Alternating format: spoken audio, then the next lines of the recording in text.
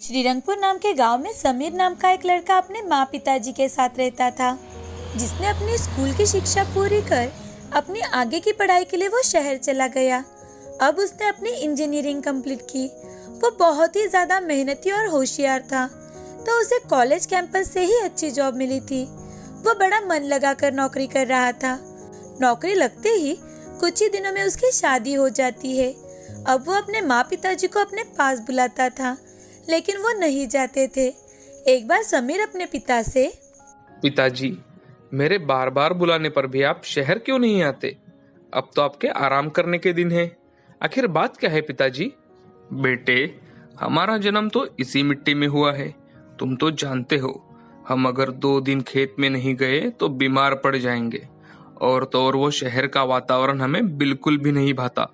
तुझे याद है ना बेटा, तुम्हारी शादी के वक्त जब हम 1 महीना वहां रुके थे तो कितने बीमार पड़ गए थे। अब तुम लोग ही यहाँ आकर रहो बेटा। पिताजी, आपको पता है, अब मेरी परदेश में नौकरी लगी है और मैं कुछ ही दिनों में वहां चला जाऊंगा। तो मैं आप लोगों के साथ कुछ दिन रहना चाहता था, लेकिन कोई बात नहीं, मैं जाने से पहले आप दोनों से मिलकर जाऊंगा। परदेश में? अरे वाह वाह वाह, हमारा नाम तुमने रोशन कर दिया है बेटा, रोशन। तुम ऐसे ही तरक्की करते रहो। समीर और उसके पिताजी मोहन की बात हो जाने के बाद मोहन समीर की माँ सुमन को सारी बात बता देते हैं, तो वो भी ये बात सुनकर बहुत खुश हो जाती है। वो भगवान के सामने प्रसाद चढ़ाते हुए, भगवान जी, हमारे बेटे का हमेशा से ऐसे ही साथ देना। अब जाने से पहले समीर और उसकी पत्नी गांव आते हैं। वो दोनों कुछ दिन अपने माँ पिताजी के साथ रहकर परदेश चले जाते हैं। सभी लोग समीर को बड़ा मानते थे। मीरा की भी वही जॉब लग जाती है। अब कुछ साल ऐसे ही बीत जाते हैं। मीरा वहीं पर अपने बच्चे को जन्म देती है। समीर अपने माँ पिताजी से हर रोज बात करता था। वो पहले उनसे बात करता था और फिर अपने काम करने लगता था। अब उन्हें परदेश जाए हुए बहुत साल बीत चुके थे। समीर और मीरा दोनों भी अपने देश लौट आना चाहते थे। एक दिन समीर मीरा से, मीरा, अब मुझे लगता है कि हमें हमारे गांव लौट जाना चाहिए। हम अपनी सारी जिंदगी दूसरे लोगों के साथ बिता रहे हैं। अब मुझे लगता है हमें हमारे अपनों के साथ रहना चाहिए। समीर की बात सुनकर मीरा बहुत ही ज्यादा खुश हो जाती है। वो समीर से, आपने तो मेरे मन की बात सुन ली हो जैसे। सुमित 6 साल का हो चुका है, फिर भी माँ बाबा ने उसे देखा नहीं और ना ही उसे उठाकर लाड़ प्यार किया है। हम उन सबको सरप्राइज देंगे। अब समीर और मीरा अपनी जॉब छोड़कर अपने छोटे से गांव में ही अपनी जिंदगी गुजारने का सोच लेते हैं। एक दिन अचानक से समीर, मीरा और उनका बेटा सुमेद अपने गांव पहुंच जाते हैं। उन्हें अपने सामने खड़ा देख समीर के माँ पिताजी बहुत ज्यादा खुश हो जाते हैं और साथ ही चौंक भी जाते हैं। अब सुमन अपने बेटे के लिए उसकी पसंद की चीजें बनाकर उसे खिलाती थी, अपने पोते के साथ खेलती थी। अब सब कुछ ठीक चल रहा था। एक दिन समीर खेत में बड़े अच्छे से मन लगाकर काम कर रहा था। उसे काम करते देख उसके पिताजी उससे, अरे वाह बिटुआ, क्या तुमने परदेश में इसकी भी ट्रेनिंग ली थी? अरे नहीं पिताजी, लेकिन खेती की पढ़ाई जरूर की है। क्या सच में? हाँ पिताजी, अब मैं यहाँ पर ही रहने वाला हूँ और यहाँ पर रहकर खेती करना चाहता हूँ। समीर की यह बात सुनकर पिताजी अचरज में पड़ जाते हैं। उन्हें कुछ भी समझ में नहीं आ रहा था। वो समीर से, अरे समीर बेटे, तुम ये क्या बोल रहे हो? क्या इसी के लिए मैंने तुम्हें इतना पढ़ा लिखा कर बड़ा किया? लोग मुझे क्या कहेंगे बेटा? लोगों का क्या है पिताजी, लोग तो बोलते ही रहते हैं, लेकिन अब हम दोनों आपको छोड़कर कहीं नहीं जाएंगे। मैंने हमारी खेती की मिट्टी परीक्षण के लिए भिजवा दी है, जिससे मुझे ये पता चलेगा कि मैं जो करना चाहता हूँ वो इस मिट्टी में होगा या नहीं। समीर के पिताजी उसकी बात सुनकर सुन रह जाते हैं और समीर अपने काम में व्यस्त हो जाता है। उन दोनों की बातें उनके खेत में काम करने वाले रामू ने सुन ली थी, तो यह खबर गांव में बड़ी ही तेजी से फैल गई। अब गांव के सरपंच जी समीर से मिलने आते हैं और वो समीर से, अरे समीर बिटुआ, हमने सुना है कि तुम अब यही रहकर खेती करने वाले हो। जी, आपने बिल्कुल सही सुना है सरपंच जी। अरे मोहन, तुम्हारा बिटुआ क्या सठिया गया है? यहाँ क्या करेगा वो रहकर? अरे सरपंच जी, अब पता नहीं ये क्या करना चाहता है यहाँ, लेकिन अब उसने ठान ही लिया है तो करने दो उसे। सरपंच जी मोहन की बातें सुनकर वहां से चले जाते हैं। अब समीर और उसकी पत्नी वहां बाम्बू की खेती करते हैं। उन्हें देख गांव के लोग उन पर हंसने लगे थे। धीरे धीरे उनका व्यापार बढ़ने लगा था। ये देख समीर के माता पिता बहुत ही ज्यादा खुश थे। समीर ने बाम्बू से बनने वाली चीजें किस तरह बनाई जाती है ये सिखाने का वर्कशॉप रखा ताकि गांव वालों को उसका फायदा हो, और वैसे ही हुआ। इतना ही नहीं, गांव के पढ़े लिखे लड़के भी अब गांव में ही रहकर समीर से प्रेरित होकर खेती करने लगे, और इस कारण गांव वाले भी समीर पर बड़े खुश थे।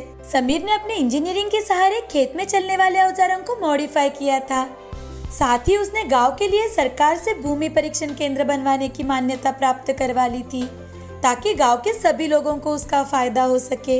अब आसपास के गांव के लोग भी समीर से उसकी राय मांगने के लिए आने लगे थे। साथ ही उसकी जैसी मॉडर्न खेती करने लगे। उनका छोटा सा श्रीरंगपुर अब समीर के कारण गांव-गांव तक चर्चे में आ चुका था।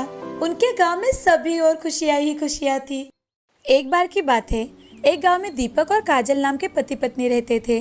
उन्हें 2 लड़के और एक लड़की थी। दीपक एक किसान था और उसके पास एक गाय थी जिसका दूध बेचकर उनका गुजारा होता था। दीपक अचानक काफी बीमार रहने लगा था और टेस्ट कराने के बाद भी डॉक्टर्स को कुछ समझ में नहीं आ रहा था कि आखिर दीपक को हुआ क्या है। लेकिन फिर भी वो पूरा दिन आराम करने के बजाय अपने गाय का दूध बेचने बाजार जाया करता था। इससे उसकी तबीयत और बिगड़ने लगी थी और फिर उसकी हालत ऐसी हो गई थी कि वो बिस्तर पर जकड़ गए। अब दीपक का बड़ा बेटा राकेश काम करने लगा, जो पहले दीपक किया करता था। पर घर के हालात अब बहुत खराब हो गए थे।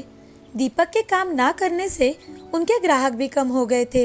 एक दिन दीपक और काजल का बड़ा बेटा राकेश उसकी माँ के पास जाकर, माँ, मुझे आपसे एक जरूरी बात करनी थी। हाँ बोलो ना राकेश। माँ, दरअसल अपनी गाय थोड़ी कमजोर हो चुकी है, इसी कारण वो अब ज्यादा दूध नहीं दे पाती। रोज हमारी तरफ से दूध ना मिलने की वजह से ज्यादातर ग्राहक अब दूसरे लोगों से दूध लेने लगे हैं। हमारा व्यापार अब ठंडा पड़ गया है। हमें इस बारे में कुछ ना कुछ करना ही पड़ेगा। तुम बिल्कुल सही कह रहे हो राकेश। अब तुम्हारे पापा की भी तबीयत कुछ ठीक नहीं रहती। मैं भी उनकी देखभाल में व्यस्त रहती हूँ। अब तुम्हें ही कुछ करना पड़ेगा। हाँ माँ, आप चिंता मत कीजिए, मैं कुछ सोचता हूँ। राकेश अब अपने भाई बहनों से भी विचार विमर्श करता है। अगले दिन एक बूढ़ा आदमी उनके घर आता है और कहता है, अरे कोई घर पर है? मुझे अपने बीमार बेटे के लिए 1 लीटर दूध चाहिए था। राकेश तुरंत ही ताज़ा दूध निकालने के लिए गाय के पास जाता है, पर गाय ने बस आधा लीटर ही दूध दिया था। उसके आगे वो थोड़ा भी दूध नहीं दे पाई। वो फिर सोच में पड़ जाता है, अब मैं क्या करूँ? मेरे पास तो बस आधा लीटर ही दूध है। अब मैं उनको क्या बोलूँगा? इतने में सपना वहाँ आ जाती है और अपने भैया से, भैया आप परेशान मत होइए, चलो आप बाहर, मैं सब संभाल लूंगी। सपना और राकेश बाहर आते हैं और दूध बूढ़े आदमी को दे देते हैं। अरे ये क्या? ये तो बस आधा लीटर ही है। राकेश के कुछ बोलने से पहले ही सपना बोल उठती है कि बाबा, ये कोई मामूली दूध नहीं है, ये तो चमत्कारी गाय का दूध है। ये पीकर आपका बेटा एकदम ठीक हो जाएगा। क्या तुम सच कह रही हो? हाँ बाबा। तुम्हारा बहुत बहुत शुक्रिया। मैं हमेशा आप सबका आभारी रहूंगा। फिर वो पैसे देकर वहाँ से चला जाता है। तभी राकेश सपना से, सपना, तुम खुद भी फंसोगी और हमें भी फंसाओगी। अरे तुम क्यों इतनी चिंता करते हो भैया, देखना सब कुछ ठीक हो जाएगा। ठीक है, तुम इतना कह रही हो तो देखते हैं अब क्या होता है। कुछ दिन ऐसे ही गुजर जाते हैं और एक दिन वो बूढ़ा आदमी राकेश को बीच बाजार में मिलता है। तो राकेश से, अरे कैसे हो बेटा? और तुम्हारे परिवार वाले सब कैसे हैं? राकेश उन्हें पहचान ही नहीं पाता। अरे बेटा, तुमने मुझे पहचाना नहीं? मैं तुम्हारा वही ग्राहक हूँ जिनको तुमने चमत्कारी गाय का दूध दिया था। धन्यवाद, आप लोगों की वजह से मेरा बेटा बिल्कुल ठीक हो गया है। ये बात अब धीरे धीरे फैलने लगी है कि चमत्कारी गाय का दूध पीकर तबीयत बिल्कुल ठीक हो जाती है। लोग अब दीपक के घर के बाहर लाइन लगाने लगते हैं और वहाँ से साधारण दूध से ज्यादा पैसे देकर चमत्कारी गाय का दूध खरीदने लगते हैं। अब दीपक के घर के हालात सुधर गए थे और पर्याप्त पैसे होने से राकेश अपने पिताजी का इलाज बड़े अस्पताल में करता है। दोनों बाप बेटे अब साथ में ही दूध का व्यवसाय करने लगते हैं और अब उनके परिवार में कोई चिंता नहीं थी। कुछ सालों बाद विदेश से एक व्यापारी गाँव आता है। तब उसे इस गाय के बारे में पता चलता है और वो फिर गाय के मालिक से मिलने का निवेदन करता है। गांव के लोग फिर एक बैठक की व्यवस्था करते हैं। जी, दरअसल मुझे ये गाय खरीदनी है। मैं तुम्हें इसके पूरे 2 लाख रुपए दूंगा। तुम वो पैसों से ढेर सारी गाय खरीद कर अपना व्यापार बढ़ा सकते हो। दीपक के मन में यह बात सुनकर लालच आ जाता है। वो सोचने लगता है कि यह मामूली गाय के इतने पैसे दे रहा है, फिर मुझे ये मौका हाथ से जाने नहीं देना चाहिए। वो बिना किसी को बताए उस गाय को विदेशी को बेच देता है। विदेशी खुश होकर उसे पैसे देकर खुशी खुशी अपने देश लौट जाता है। कुछ दिन में दीपक का परिवार नोटिस करता है कि गाय गायब है। वो दीपक को पूछने लगते हैं कि गाय कहाँ चली गई है। पहले तो वो बोलता है कि अरे, मैंने गाय को थोड़े दिनों के लिए अपने दोस्त राहुल को दी है। वो जानवरों का डॉक्टर है और हमारी गाय बीमार भी थी, तो वो अब उसकी निगरानी में रहेगी। दीपक के घर वाले भी उसकी बात मान लेते हैं, पर कुछ ही दिनों में गाय को वापस लौटता हुआ ना देखकर अब उन्हें शक होने लगा है। अब काजल दीपक के पास जाकर, अजी आप मुझे सच सच बताओ, गाय को कहाँ छोड़कर आए हो आप? वो गाय बहुत कमजोर हो गई थी, तो मैंने उसे अच्छी रकम में बेच दी। चिंता मत करो, हम नई गाय ले लेंगे। क्या कहा? बेच दी? आपको पता है ना वो कोई चमत्कारी गाय नहीं है। अगर उन्हें पता चला तो हम उन्हें क्या जवाब देंगे? तुम चिंता मत करो, विदेशी लोगों के पास बहुत पैसा होता है। वो लोग नोटिस भी नहीं करेंगे कि वो चमत्कारी गाय नहीं है। अगर उन्हें इतनी ही पड़ी होती तो अब तक मुझे उनका फोन आया होता। वो तो सपना उस गाय में जड़ी बूटी की दवाई मिलाया करती थी, इसलिए फिर लोग उस दूध को पीकर स्वस्थ हो जाते थे। पर अब उन विदेशियों को तो हमारा सच पता चल गया होगा। रात गई बात गई, छोड़ो ये सब, चलो खाना खाते हैं। वे खाना खाकर सो जाते हैं। अगले दिन जब दीपक बाजार में सब्जियां लेने जा रहा था, तब एक आदमी उससे, अरे, ये तो वही धोखेबाज है जो अपनी गाय को चमत्कारी बताकर हमसे पैसे लूटता था। सब बता दिया है हमें वो विदेशी ने। चलो गाँव वालों, मारो इसे। सब गांव वाले मिलकर दीपक को बहुत पीटते हैं और ये सारी बातें सभी और फैल जाती है। अब दीपक से कोई दूध नहीं खरीदता। इस कहानी से हमें ये सीख मिलती है कि लालच बुरी बला है। हमें कभी भी लालच नहीं करना चाहिए। जो भी इंसान लालच करता है वो अपनी जिंदगी में कभी खुश नहीं रह सकता। हमें हमेशा अपनी मेहनत से जो कुछ भी मिले उसी में खुश रहना चाहिए। अगर हम थोड़ा ज्यादा के चक्कर में लालच करेंगे तो हमारे पास अब जितना है हमें उससे भी हाथ धोना पड़ सकता है। इसीलिए कहते हैं ज्यादा लालच अच्छा नहीं होता। भीमपुर नाम के गांव में सोहम अपने परिवार के साथ रहता था। सोहम 8 साल का था जब सोहम के माता पिता एक रोड एक्सीडेंट में गुजर चुके थे। सोहम का उसके चाचा और चाची के अलावा इस दुनिया में कोई नहीं था, तो वो अपने चाचा रमेश और चाची उमा के साथ रहने लगा। उसकी चाची बड़ी ही घमंडी थी, तो वो सोहम को हमेशा सताती रहती। साथ ही घर के सारे काम उससे करवाती। बर्तन मांजने से लेकर खाना पकाने तक के सारे काम सोहम ही किया करता था। सोहम के चाचा की एक जलेबी और पकौड़ी की दुकान थी। वो भीमपुर की सबसे बड़ी दुकान थी। अब सोहम 7वीं कक्षा में था। जैसे जैसे वो बड़ा हो रहा था तो उसकी भूख भी बढ़ रही थी, लेकिन उसकी चाची उसे पेट भर खाना भी नहीं देती थी। एक दिन जब सोहम खाना खाने बैठता है तो चाची उससे, वाह वाह वाह वाह वाह, क्या खाना खाया जा रहा है भाई साहब, पंच पकवान। अरे जरा कम खाया करो, कम। काम के न काज के, दुश्मन अनाज के। चाची की बात सुनकर सोहम को बहुत बुरा लगता है।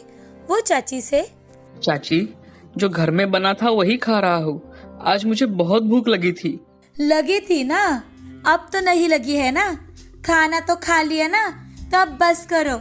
मेरा बेटा तो देखो कितना दुबला पतला हो चुका है। जरा उसके लिए ऑरेंज जूस तो लेकर आना और जूस देकर यहाँ से निकल जाओ मेरी नजरों के सामने से। इतना बड़ा हो गया है लेकिन फिर भी अकल नहीं आई इसे। चाची और सोहम की बात रमेश ने सुन ली थी। उन्हें भी ये बात बिल्कुल भी अच्छी नहीं लगी। उन्हें भी ये बात सुनकर बहुत बुरा लगता है। वो उमा के सामने कुछ भी नहीं बोल पाते थे। वो चुपचाप वहाँ से बाहर चले जाते हैं। सोहम भी रोने लगता है। रोते रोते मन ही मन अपने माँ पिताजी को याद करने लगता है। वो अपनी थाली उठाकर साफ करके अच्छे से एक जगह रख देता है। अब वो घर के बाहर आता है, तभी उसके चाचा जी उसका बाहर इंतजार कर रहे थे। वो सोहम से, सोहम, यहाँ आओ बेटा। तुम्हारी चाची जिस तरह से तुमसे बात करती है वो मुझे बिल्कुल अच्छा नहीं लगता। आज से तुम स्कूल की छुट्टी होने के बाद सीधा दुकान पर आया करो। वहाँ का काम सीख लिया करो ताकि तुम अपनी जिंदगी में कुछ अच्छा बन सको। चाचा जी, लेकिन मेरी ऐसी क्या गलती थी कि मेरे माँ पिताजी मुझे अकेला इस दुनिया में छोड़ गए। सोहम की ये बात सुनकर रमेश को बहुत बुरा लगता है। वो उसे गले लगा लेता है और सोहम से, नहीं बेटे, ऐसे नहीं कहते, मैं हूं ना। अब चलो तुम मेरे साथ, तुम्हें भूख लगी है ना, मैं तुम्हें अभी जलेबी खिलवाता हूँ। दोनों मिलकर रमेश की दुकान पर जाते हैं। रमेश सोहम को पेट भर कर जलेबी और पकोड़े खिलवाता है। सोहम हर रोज थोड़े समय के लिए अपने चाचा के दुकान पर जाने लगा और वहां जाकर पकोड़े और जलेबी बनाना सीखने लगा। छुट्टी के दिन तो वो पूरा दिन दुकान पर जाने लगा और ये बात चाचा जी ने उमा को बड़े अच्छे से समझा दिया था कि कैसे वो सोहम से दुकान का सारा काम करवा रहे हैं और दूसरी ओर बेचारे सोहम की मदद करने लगे। लेकिन घर आने पर चाची उसे बहुत डांटा करती थी, साथ ही रात के बचे सारे काम भी उससे करवाती थी। अब 2-3 साल ऐसे ही बीत जाते हैं। सोहम की स्कूल भी छूट चुकी थी। अब एक दिन सोहम अपने चाचा जी से, चाचा जी, मैं चाहता हूँ कि अब मैं शहर जाऊँ। अब मुझे चाची की बातें सही नहीं जाती। शहर जाकर वहीं पर आपकी सिखाई हुई जलेबी और पकौड़ों का बिजनेस करूँगा, लेकिन आप चाची को ये बात मत बताना, नहीं तो वो। बेटा, ये तो बहुत अच्छी बात है कि तुम अपना काम शुरू करना चाहते हो, लेकिन अभी तुम्हारी उम्र ही क्या है बेटा। चाचा जी, आप मेरी बिल्कुल चिंता मत कीजिए, मैं हमेशा आपको फोन करते रहूंगा। सोहम की बात सुनकर चाचा जी को बुरा तो लगता है, लेकिन साथ ही वो खुश भी हो जाते हैं। वो उसे कुछ पैसे देते हैं। अब सोहम अपने चाचा जी का आशीष लेकर वहाँ से शहर जाने के लिए निकल पड़ता है। दूसरी ओर घर जाकर चाचा जी चाची को ये बात बताते हैं कि सोहम घर छोड़कर चला गया है। ये बात सुनते ही चाची, चलो अच्छा हुआ, खुद ही चला गया, बला टल गई समझो। सोहम शहर में जाता तो है, लेकिन अब कैसे करना है, क्या करना है, उसे कुछ भी समझ में नहीं आ रहा था। वो वहाँ पर कुछ काम ढूंढता है तो उसे एक होटल में वेटर का काम मिल जाता है। इस काम के साथ साथ वो अब अपनी खुद की पकोड़े की गाड़ी शुरू करने की ठान लेता है। 1 साल बाद ही वो अपना खुद का ठेला खरीदता है और उस पर मूंग पकोड़ा, आलू पकोड़ा, पालक पकोड़ा और साथ ही जलेबी रखना शुरू कर देता है। 1-2 सालों से ज्यादा मुनाफा नहीं होता, लेकिन धीरे धीरे करके उसका बिजनेस अच्छा चलने लगा। लोगों को उसके हाथ के बने पकोड़े बहुत पसंद आते थे। उसने अलग अलग प्रकार के पकोड़े बनाने के कारण उसकी रेहड़ी पर लोगों की हमेशा भीड़ लगी रहती थी। तो अब उसने कुछ कुर्सियां खरीद ली ताकि लोगों को बैठने में कोई तकलीफ ना हो। वो लोगों से बड़े प्यार से बात किया करता था, इसीलिए लोग भी उसकी रेहड़ी पर बार बार पकोड़े खरीदने के लिए आते थे। अब लोग सोहम को स्वाद के साथ साथ प्यार से बात करने वाला पकोड़े वाला के नाम से जानने लगे थे। वो हमेशा ही अपने चाचा जी से बातें करता था, उन्हें सारी बातें बताता था। अब उसने एक छोटा सा घर खरीद लिया था। कुछ ही दिनों बाद उसे मीना नाम की लड़की से प्यार हो जाता है। मीना एक गरीब घर की लड़की थी। वो बहुत ही सीधी सादी लड़की थी। वो वहीं पर एक रेहड़ी पर काम किया करती थी। तो अब वो मीना के माता पिताजी से बात करता है और उससे शादी भी कर लेता है। शादी के बाद मीना भी उसे उसके काम में मदद करती है। वो धीरे धीरे कर बहुत बड़ा आदमी बन जाता है, उस शहर का एक प्रतिष्ठित व्यक्ति बन जाता है। इस कहानी से हमें ये सीख मिलती है कि चाहे जो भी परिस्थिति आए, हमें हारना नहीं है। कहीं ना कहीं से रास्ता निकल ही जाता है।